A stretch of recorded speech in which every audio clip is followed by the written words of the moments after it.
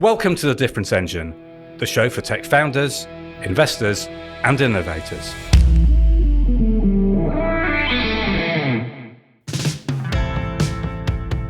If you go to today's guest's X account, it says, in part, moved from the Himalayas to London, learnt a bit about endpoint management and software, trying to give back through my foundation. To paraphrase Winston Churchill's comment on Clement Attlee, Sumir Karayi is a modest man with a lot not to be modest about. In fact, Sumir is a globally recognised expert in managing and securing Windows environments. Yeah, and he founded his company, 1E, in 1997 in a flat in the London suburb of Ealing, with the goal of reducing the cost of managing Windows PCs and servers through automation. He's since led 1E through incredible growth, selling most of his business in 2021 to the enormous Carlyle Group after having built it organically for 20 years. It now boasts offices in the US, Ireland, Australia, and India, and serves 1,700 organizations, 42 countries, with 26 million licenses deployed. The company now ranks in the Sunday Times International Track 100 League of the top private companies and has been marked as one of the top 20 companies for CIOs to watch by CIO magazine. Customers include some of the world's largest companies and the military of several countries. Still based in London, Sumir is a passionate believer in philanthropy and charitable giving. Sumir is also a judge of EY Entrepreneur of the Year and a member of the Forbes Technology Council. Sumir Karayi, welcome to The Difference Engine. Hey Sumir, how are you? I'm very well. Delighted to have you. You and I have worked together in the past, and one of the things I happen to know is that you care passionately about green matters. And in the age of ESG, every firm thinks they've got to make announcements about why they are mitigating carbon and why they're doing the right thing for the planet. But in particular, with the cost of IT operations these days and the demands that they put on licensing costs and labor, energy is rising to the top. And now the spotlight's more than ever on cloud compute and AI. So I just wondered, when you envisioned efficient computing back in the day, how did you approach mitigating the costs to the planet of the IT you're involved with? So actually, I've got a great story on this because we wrote, I think, one of the first green IT pieces of software called Night Watchman. This was about 20-some years ago. And what it did was switch off computers. In those days, people used to have desktop PCs, which used up lots and lots of power. And every desktop had one of these, and people used to leave them on at night. And so we started switching them off using the software, and we could switch them on using software as well over the network. And no one wanted to buy it. So eventually we came up with this idea, which was, let's just go directly to the public. And so we did a study in the States, basically said in corporate America, you could save $2.8 billion every single year just by switching off just corporate America's computers. And suddenly the phone started ringing, right? Because this was picked up by Bloomberg and Good Morning America and pretty much everyone. And it was really quite interesting to me when I tried to give it away, and I really did try and give away this technology initially for free. No one was interested. Now we were charging some money for it, and we were selling quite a lot of it. And actually people were very interested in the reporting side of it. So I think one of the things I learned was that IT have their own function. IT's function is not to save energy, right? And frankly, you cannot expect IT to do those kinds of things. But most organizations today have a reporting function directly to the board. And actually, as long as that function's working, they tend to be people who are highly motivated. They tend to be people who want to do the right thing because they've actually, these people have studied, they've got great degrees. They're reporting directly to the board. So, these are bright people, right? And generally speaking, if you can get to them, and you look at what they are doing, they're trying to do the right things. So I think there is some greenwash, but actually I think most of the organizations that that you talk to, you will have these people who really do have a mission to save the planet or try and do their best in not damaging the planet as much as we possibly are right now. And I feel very positive and optimistic about these people. These are the people who are going to make a big difference to our corporates. We saved about $4 billion of energy, and that's just by switching off computers. One of the things that in your little story about when you started charging, people started to come, that you often I hear a lot on advice for SaaS companies. The VCs will often say, just double the price. It's less hassle, fewer deals, maybe more money, and you give an intrinsic value of it. It's interesting that the energy efficiency part of it, which may have appealed to you as an engineer, only became appealing when you converted it to dollars. I mean, is that your experience with many things? Absolutely. One of the problems with being an inventor and being an innovator, and we had like 40 some patents in my company, you want everyone to use your tech. So you sort of keep thinking, if I give it away, maybe they'll just use it, right? Because that's really your purpose. But and people don't use it because they don't value it. And so pricing is one of those things that I would say that most entrepreneurs really should try and spend a bit of time on, right? Because it's a really hard one. Yeah. And it took me a very long time to try and understand how pricing works. And you think this is particularly the case when something has an environmental benefit? Working out what the pricing should be can be particularly difficult there. I think it's to do with pretty much anything and with any product, really, right? But I think in the environmental space, the challenge is there is a lot of greenwash, right? There is a lot of claims, etc., being made. And how many sort of trucks do you see going by you these days that say they are zero emissions trucks? Now, I know that's not right. They know that's not right, but they have it plastered all over themselves. I find the problem is trust. And I think, how do you deal with bringing trust back into most of our conversations, into our relationships, etc.? And I think we're sort of really lacking that in the AI space, in a lot of spaces. But the green certainly around greenwashing, I mean, there is a complete lack of trust right now. If you are going to save energy or you're going to try and do the right things, then be completely and totally transparent about the benefits and the drawbacks, etc. I think if you are that, then you find that people actually, have trust. They're willing to spend. I mean, at one point we were selling, we were doing individual deals that were $4-5 million, right? Yeah, with some of the larger American companies. That's just on saving energy, with a bit of software that just saved them energy. And they were willing to do that because we could prove exactly how much energy we were going to save before we even saved it. And then we proved it after the fact. They could measure it. It was a remarkable thing that Dell did. They actually didn't tell us till they did it, but they wanted to sort of report back to the Congress about what they were doing. So they started measuring energy in some buildings. And our savings came up as exactly the savings that the building was showing when our energy savings were turning on. It's hilarious because that entire type of software that you're talking about has now its own category. It's called ITSM, IT Spend Management. And there are big players in there, VMware being one of them, now part of Broadcom, of course. And everybody has an offering. We had the pleasure of working with Aptio for a while. Their version of ITSM was TBM, Technology Business Management. But that small little innovation that you guys thought of and sold so successfully is, in fact, its own category.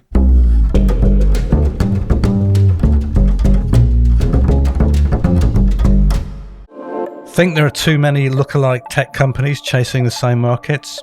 We do. We think it's because so few tech startups are able to build and lead their own categories. What matters most is to be different. Stop following and start building your own unassailable leadership position today. Working with the category design gurus at Categorical brings decades of differentiation expertise to your team. Book a consultation from our website today and we will send you our one-pager detailing how to start designing your own highly differentiated category.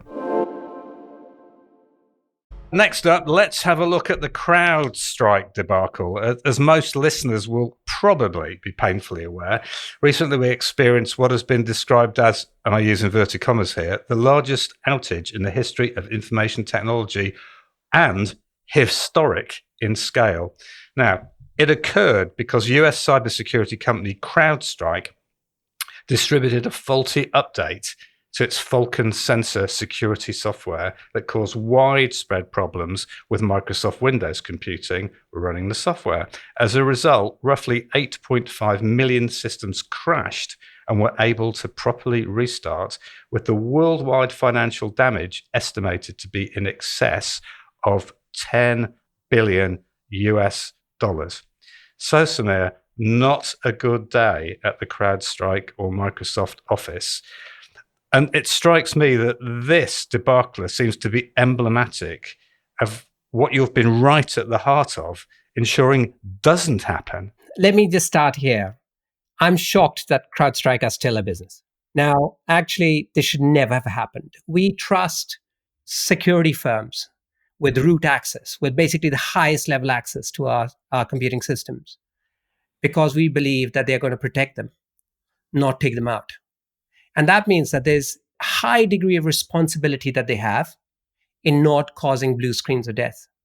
The reason that's close to my heart is because my last company was called 1E. 1E is the error message, right? That's right. So when you get that blue screen of death, you get a 0x and then long number and finishes off at 1E.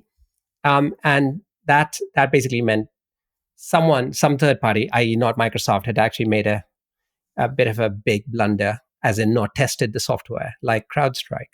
And so it should not happen. It absolutely should not happen. And it did. Am I right in thinking it's incredible that Microsoft relied on a third party for a totally mission critical aspect to delivering their service?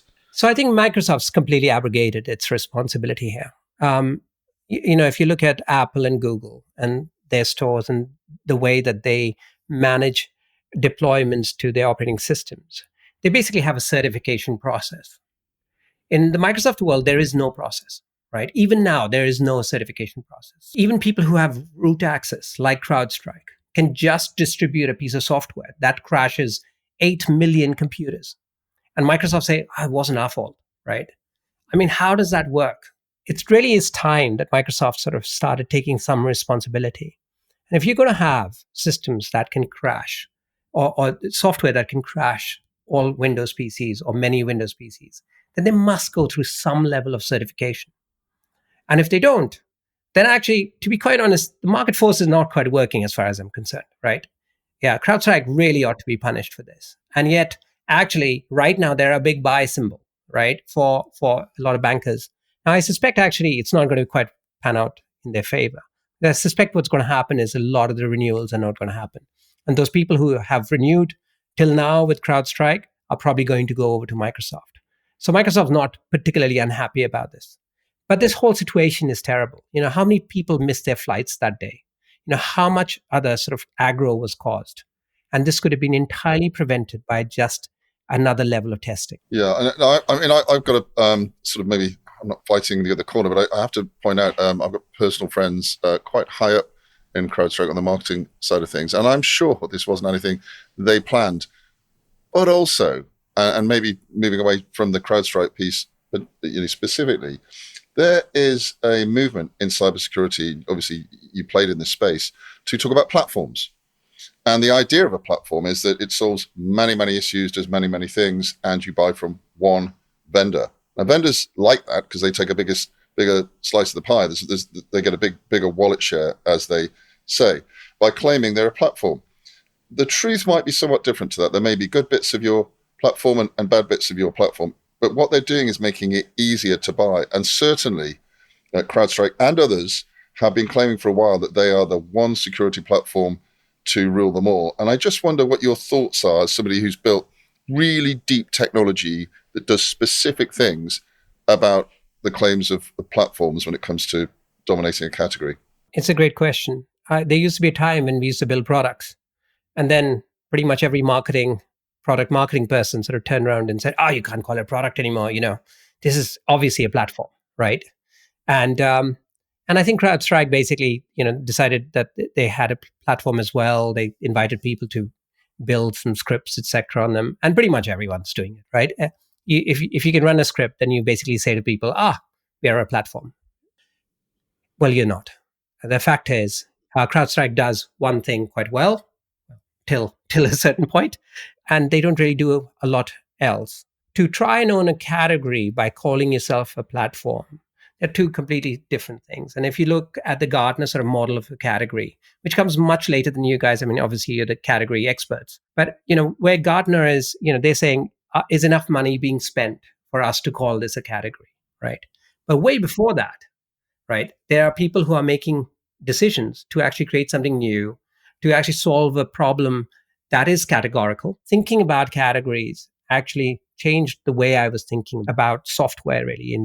And also, I think the whole platform thing is nice, but how many people really achieve a genuine platform where other people come and sit on your platform? Virtually no one. It is completely different to solving a deeply held problem with a really well-crafted solution. So yeah, I totally agree. And I think that the problem I have with this platformization, let's say, of tech is that, I don't know if you made many acquisitions, but people acquire and then chuck it onto the platform like it's the same code base. And it's just a bag of spanners underneath. It's as if the vendors are betting that customers will find it easier to deal with fewer suppliers, which until recently was true. But to your point about CrowdStrike, I mean, there's going to be a lot of people saying, and Musk has already gone out and said it, I'm taking that stuff out of my tech stack. That if they take that out of the tech stack, we're back to, I need to get 5 different things to make a platform. So I just wonder if the pendulum swung all the way back to doing proper engineering, solving proper problems, and creating a category, because a problem you solve is big enough by itself to have a TAM without bolting things on and making a camel out of it. So what are the governance responsibilities of large technology companies that profess to offer platforms to large companies, and as we have seen, can be found wanting? So when we start thinking about responsibilities of companies, right? If you produce any product today, so you produce a car or you produce basically any product, if it hurts people, then you have to pay them, right? You have to pay a lot of fines, you have to pay compensation, etc. Why is the software industry any different? If the software people, right, the whole industry, if they decide not to test their software, right, and actually put software out that actually damages people, how is the responsibility shifted somehow to a governmental body or someone else than the software business itself? This doesn't happen with any other product today. And yet in the software industry, all our sort of titans of software saying, well, this is what the government should do. But actually the government can't do this, right? They are way ahead of government. They need to test software in such ways that it doesn't damage people. They need to think about that damage rather than throwing up their arms and saying, well, actually, especially in the case of AI, for example, if an AI system makes a mistake, how is it our fault? We only built a system, but the system's doing its own thing. A lot of tech people do want to abrogate their responsibility. The CEO of Telegram has been arrested in Paris. Again, there's another chap who's saying that, don't blame the postman if I deliver a letter bomb. So, but at some point, you've got to stop being just the engineer software, it ain't me gov. They are entirely culpable, right? I mean, if you look at a lot of the social media and the challenges that are happening with social media, with young people, with politics, I mean, of course, these guys are culpable, right? And what happens is that they are all about making as much money as possible, using people as a product. Well, there's a point at which using people as a product needs to stop, right? You need to sort of go, hold on, I can't abuse people like this. I can't abuse, society like this. I need to take some responsibility. And I think it's an interesting debate because most of the media is simply not willing to take on these firms because they are very, very powerful. Right? I think many of them are much more powerful than most governments.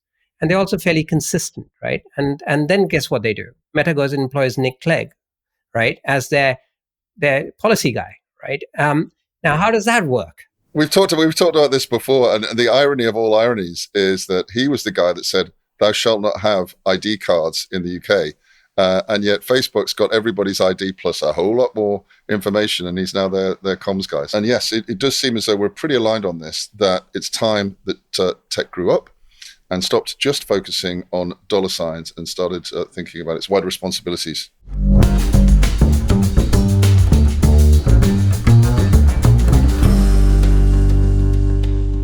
One thing we want to talk about is something we've sort of noticed through our entire tech careers, and it's really that tech doesn't seem to like government. And there does seem to be an unspoken agreement in tech business that really government should keep its nose out of IT. The reasons you hear are often that government is too slow moving. It doesn't understand the industry. It's driven by short-term considerations and some pretty venal agendas. But Sumir, I think you have a pretty different view.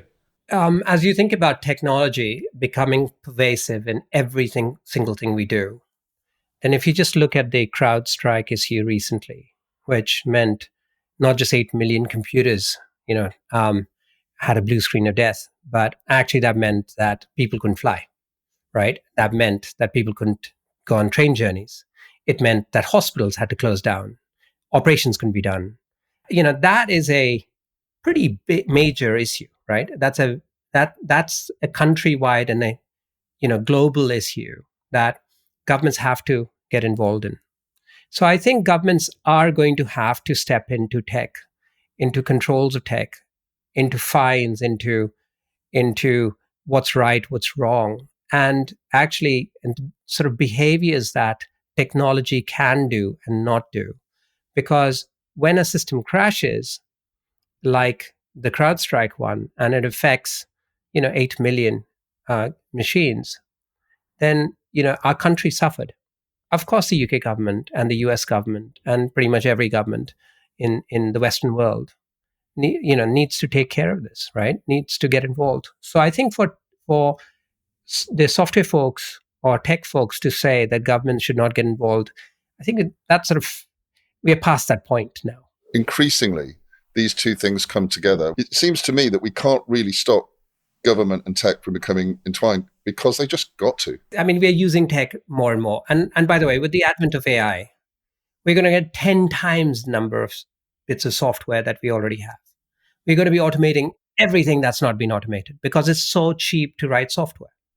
So tech needs to be managed in exactly the same way as the government manages anything pervasive, right? There's an underlying sort of utility to tech. And that has to, whenever it is important, it has to be performant and it has to be tested and etc. Otherwise, the people providing that service will need to pay fines and will need to sort of, own up to the kinds of sort of losses that actually the entire country is facing, like from the CrowdStrike issue. Has things changed? Do you anticipate more government, should we say, involvement, interaction?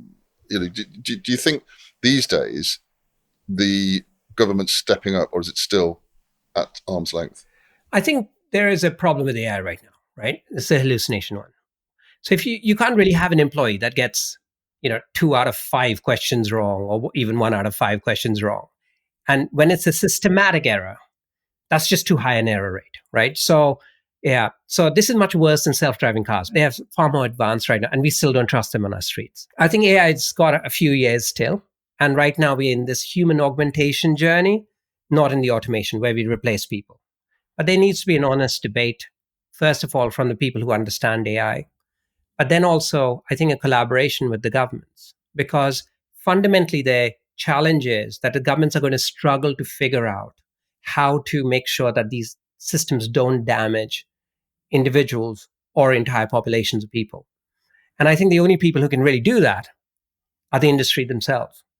And like with any product industry, and like with any product, normally when your product damages people, right? If it kills people, whether it's a microwave or a car, you generally tend to have huge fines, you have compensation claims, etc.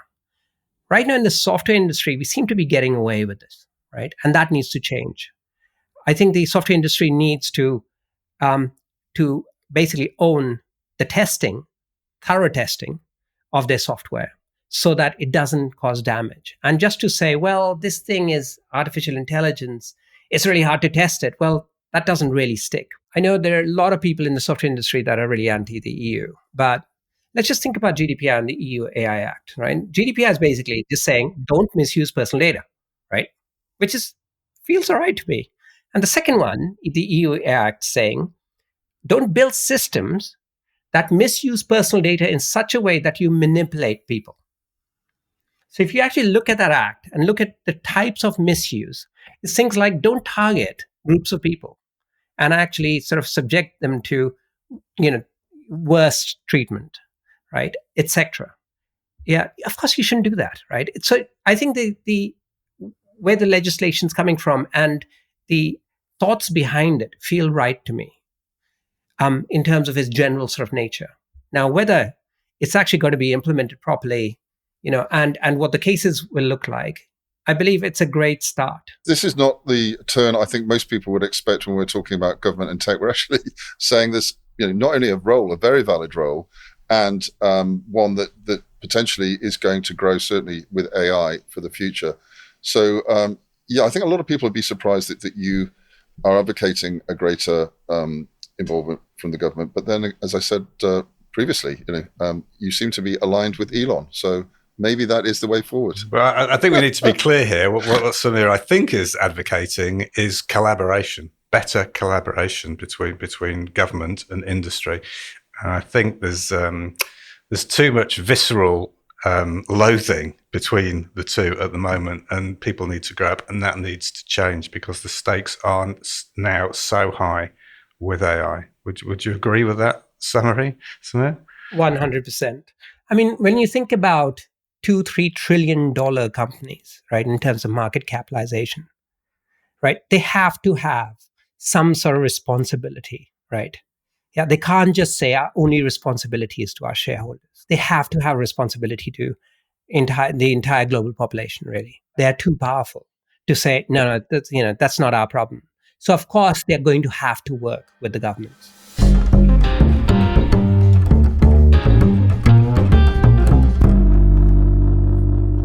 Sumir, we were discussing briefly a piece that appeared recently that said that it's really hard to get into tech, and that it wasn't law, it wasn't accountancy, and it wasn't even consulting that was the most elitist. It was tech. I'm here to say it's not true. I'd love to know a little bit more about your background, and maybe you could start us off with where did you start your journey to being a tech entrepreneur? Well, I certainly don't think it's true. And it's certainly not my experience. I'm an immigrant. I went to actually one of the worst schools when I came to this country. When Tony Blair came into power, they actually had them listed as the worst schools in the country. And thankfully, it was shut down a couple of years after that. So, I was very happy to leave that school. And I was lucky to go to Warwick University. For American listeners, what is Warwick University? Warwick's a specific type of university. It's not your typical red brick. It's not Oxford. It's not Cambridge. It has, let's just say, a technical bent, right? Yeah. So Warwick is one of the Russell Group universities, which is basically, it's sort of second tier, I suppose, right, in the UK. It, in terms of research, sort of normally in the top 10. And actually, I'm delighted to say that my foundation now works with Warwick and Delhi University in trying to get more women into higher education. So I've sort of kept my links with Warwick because I love my time there. You followed what many people would think be a normal path into IT by working in large organizations. So you could see how both IT work and how the large organizations worked. And I think the BBC was on that list. I think you were at Microsoft for some time. And tell us a little bit about that part of your route to entrepreneurship. Sure. So for the first few years, I worked at the BBC, Reuters, Lombard, which is a part of the RBC, RBS, Royal Bank of Scotland, and then Microsoft. The one thing I'd say is it's incredibly valuable for young people to work at large companies. Everything works. The organization works. The business works. Of course, it's a large, business. People know what their roles and responsibilities are. The systems work. The tools work. They have processes.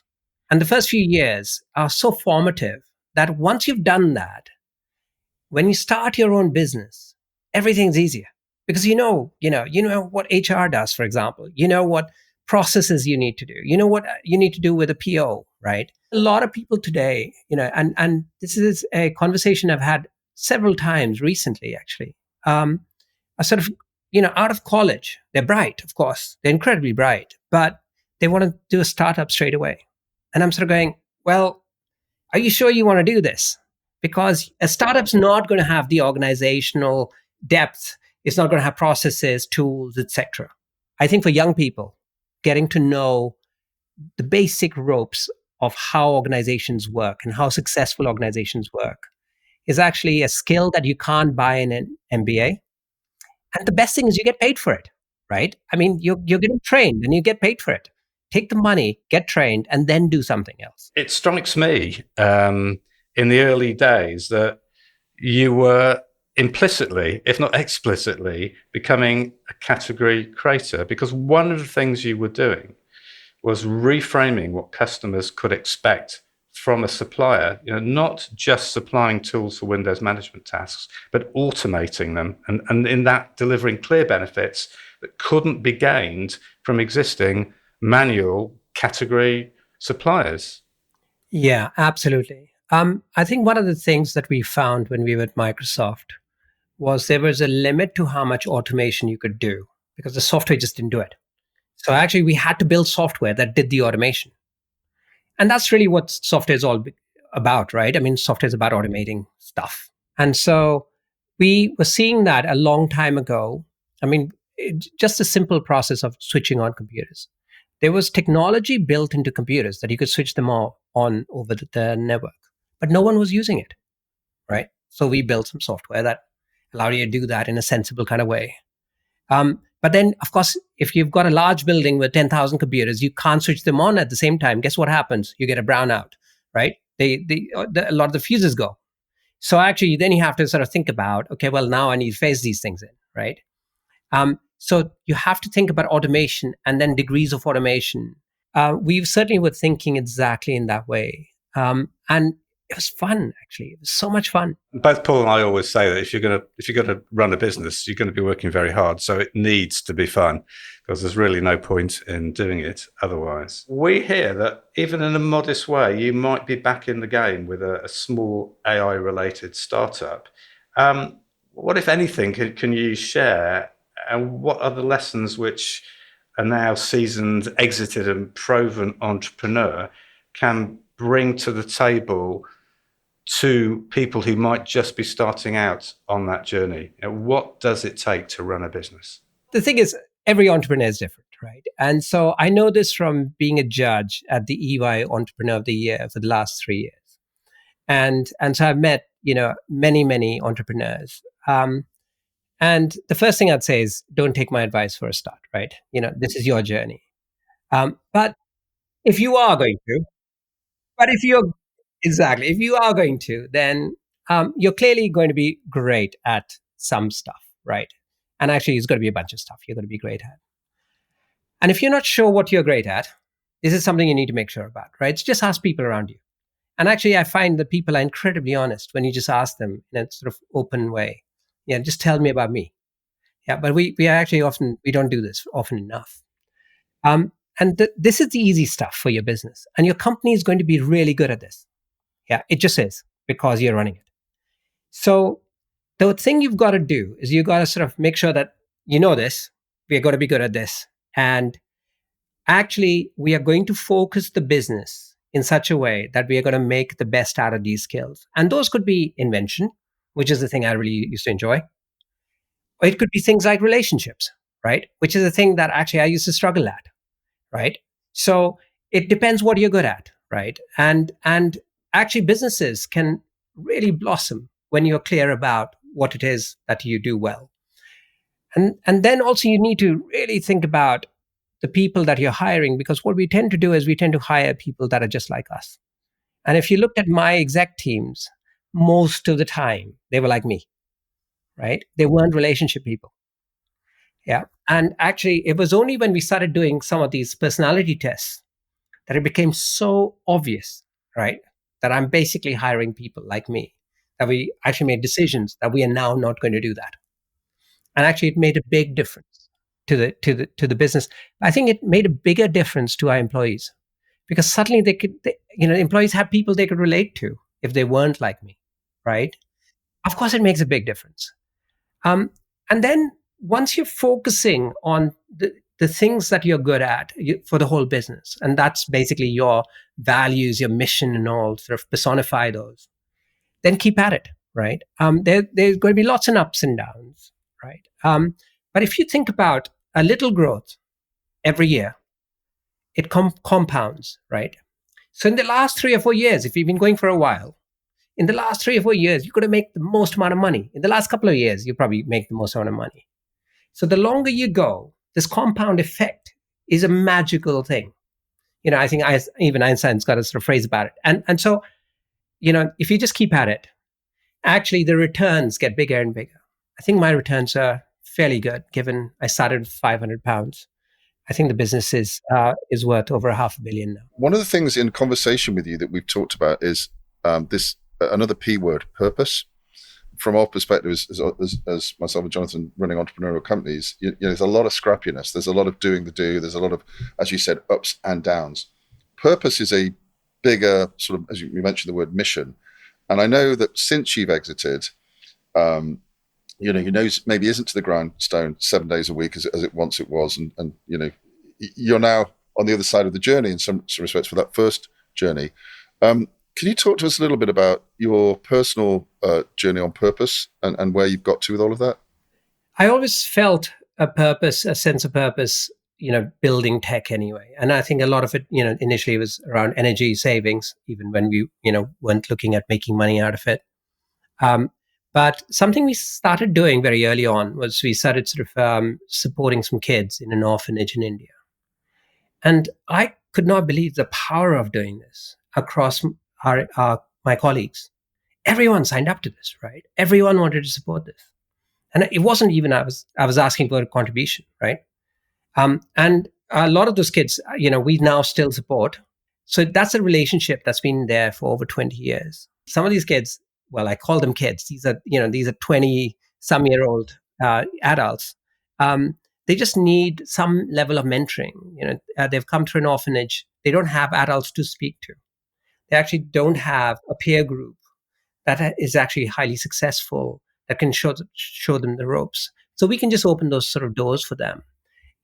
It's not always been massively successful, but it's something that I'm incredibly proud of, actually. And pretty much everyone in One is still proud of this. That's great. And you have direct connection to about 30 to 40 young people. And then we're doing something much, much bigger because from a scale perspective, it didn't feel enough.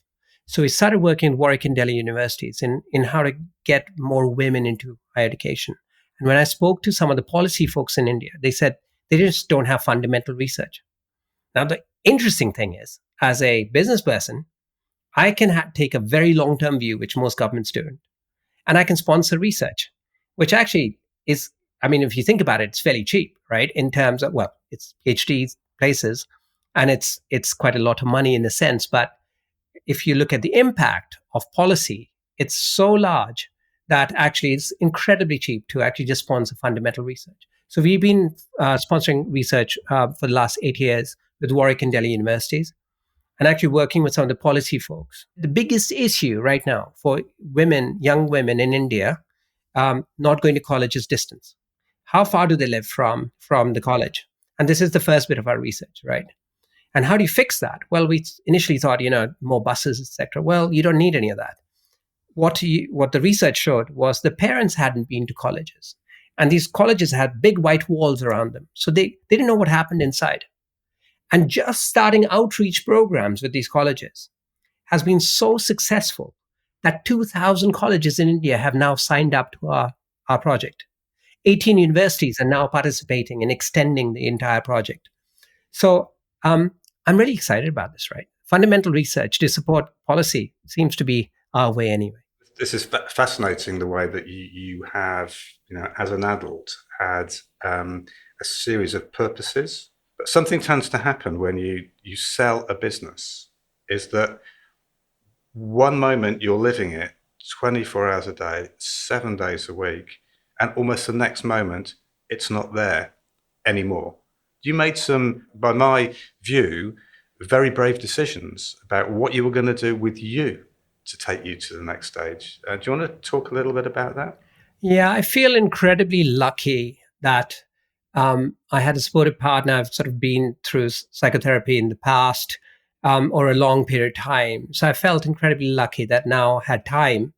And actually, what no one prepares you for is how disruptive and how difficult selling your business is. So I sold a majority of my business. And suddenly you're not the boss. You suddenly find that you're now recruiting another boss, right? And the actual people who are running the business and who have control on the business, may or may not agree with you, right? So first of all, you've lost your voice, right? And you have to accept this. And actually, they don't think you've lost your voice, right? They actually do want to listen to you, but actually they control it, right? And so But how do you cope with this? So I was incredibly lucky that I had a psychotherapist, very understanding wife. I should start with the wife, then psychotherapist. And then I also got a business coach, right? And a couple of things I sort of found out of this. The first, the biggest takeaway that the business coach, told me, and I think he was absolutely right, was just take a period of a year or 2 years of experimentation. Don't get involved. Don't get another job for a bit, right? If you don't have to. And the reason for that is you've got to sort of, he called it detoxify. I don't really think of it as detoxify because I enjoyed that time, but you're letting go of what you've learned over 30 years. And you're sort of trying to sort of find yourself. I took quite a lot of time out, right? And I enjoyed that time. But actually, I realized also I like business, right? I like sort of being a part of, building new solutions. Most of the entrepreneurs I've met are not in it to just make lots of money. That's a byproduct. They're all trying to do something. It's something else. And I found that fascinating. It's a tribe that I like belonging to, right? This is my tribe. Yeah, because these people want to change the world, right? And something that really excited me was artificial intelligence and how much of an effect it can have across businesses. And so I thought about the problems that we have today with AI and basically with adoption. And so we started a business on AI acceleration, right? How do we get around these problems that are stopping adoption of AI today? So my new firm is Gate AI. So it's gateai.ai, and it's all about AI acceleration.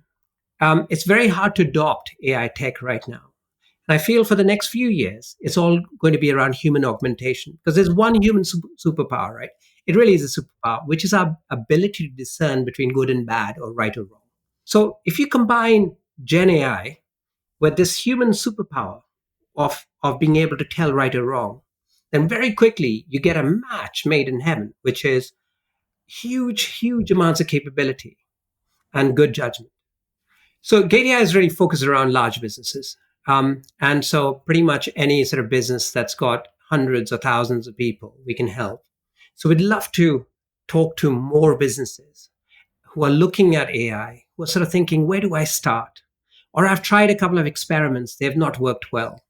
Well, we've got a way of working, which is always having the human being in the loop, always making sure that we use our superpowers of judgment and actually making sure it's all auditable. You can actually see where AI is coming up with the answers. You can see the justification of those answers so the human being can actually do what they do best. Thank you for listening. If you want to learn more, go check our blog posts on becategorical.com. If you have a category issue, then we can help. Get in touch with us. And remember, don't be better, be different.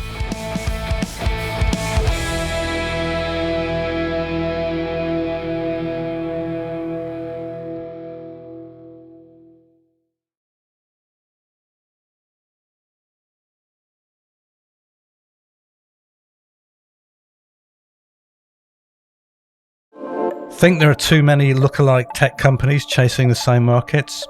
We do. We think it's because so few tech startups are able to build and lead their own categories. What matters most is to be different. Stop following and start building your own unassailable leadership position today. Working with the category design gurus at Categorical brings decades of differentiation expertise to your team. Book a consultation from our website today and we will send you our one-pager detailing how to start designing your own highly differentiated category.